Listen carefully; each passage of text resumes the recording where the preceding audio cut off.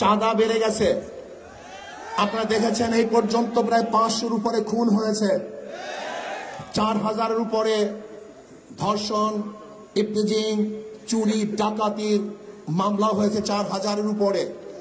এইগুলি আমরা চাই নাই। এই জাতি কোন অবস্থাতেই নির্বিচারে হত্যার বাংলাদেশে দেখতে চায় না। আমার কোন মেয়ে ধর্ষিতা হোক, এটা বাংলাদেশের মানুষ দেখতে চায় না। আমাদের বাংলাদেশের মানুষ কোনো ক্ষুধার্ত থাকুক, এর দেশের জাতি দেখতে চায় না। আমরা চাই ইনসাফ প্রতিষ্ঠিত হবে, প্রত্যেকটা মানুষের অধিকার তারা ফিরে পাবে।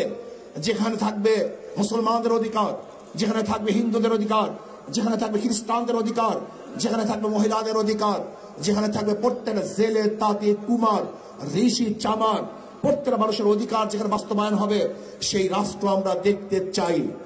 আজকে ভারতকে বলবো, আপনি উস্কানি দিচ্ছেন, পায় পাড়া দিয়ে আমাদের সাথে যুদ্ধ করতে চান। আজকে ভারতের একদম দালালরা আমাদের দেশকে অস্থিতিশীল করার চক্রান্ত করতেছে। আমি বলবো ইসকন এটা হিন্দুদের কোনো সংগঠন নয়, এটা সন্ত্রাসীদের সংগঠন, এটা রাজনীতির সংগঠন। এরা সন্ত্রাসবাদ কায়েম করতে চায়, এই দেশকে ধ্বংস করতে চায়, এই ভূখণ্ডকে ধ্বংস করতে চায়।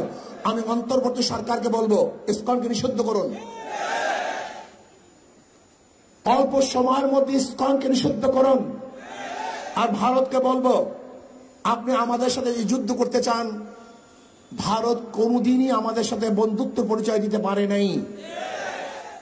ভারত সে দেশের সংখ্যালঘুদের উপরে ভালো ব্যবহার করতে পারে নাই, তাদের সাথে ভালো আচরণ করতে পারে নাই, তাদের সাথে বৈষম্য দূর করতে পারে নাই। আপনারা শুনেছেন ভারতের মধ্যে বাবরি মসজিদকে ভেঙে দেওয়া হয়েছিল, জ্ঞান পাপি মসজিদকে, সেখানে মন্দির বানাবার চক্রান্ত চলতেছে। ভারতের মধ্যে গরুর গোশত বহন করার অজুহাতে বহু মুসলিমদেরকে হত্যা করা হয়েছে। আপনারা দেখেছেন কর্ণাটকে আমার বোন বোরখা পরে কলেজে যাওয়ার কারণে তাকে অপমান করা হয়েছে। আপনারা দেখেছেন হাজারো বোনদেরকে ভারতে ধর্ষণ করা হয়েছে। যেখানে সংখ্যালঘুরা ভারতের মধ্যে পার্সেন্টেজ অনুযায়ী এখনো চাকরি পাচ্ছে না, যেখানে মুসলমানদের পার্সেন্টেজ 25-30-এর উপরে, সেখানে চাকরির হার মাত্র 1%।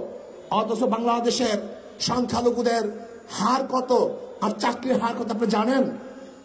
37% আজকে সংখ্যালঘুদের চাকরি, 37%। আমাদের মুসলমানদের চেয়েও তাদের চাকরির পার্সেন্টেজ অনেক বেশি। এরপর আমরা বৈষম্য করছি। অথচ যে ভারতের মধ্যে ধর্মীয় অনুষ্ঠান পালন করতে দেয় না, যে ভারতের মধ্যে ধর্মীয় মসজিদগুলিকে ধ্বংস করা হচ্ছে, যে ভারতের মধ্যে বারবার হিন্দু মুসলিম দাঙ্গা সৃষ্টি করার জন্য উগ্রবাদীরা চক্রান্ত করছে, যে ভারত আমাদের সাথে 71-এ বৈষম্য করেছে, 71-এর স্বাধীনতার পরে 30,000 কোটি টাকার সম্পত্তি ভারত লুট করেছে। আপনি জানেন 71-এ এই ভারত আমাদের বাংলাদেশ থেকে বাথরুমের ভালো ভালো টেপগুলি নিয়ে গেছে, বাথরুমের ভেসিনগুলি নিয়ে গেছে।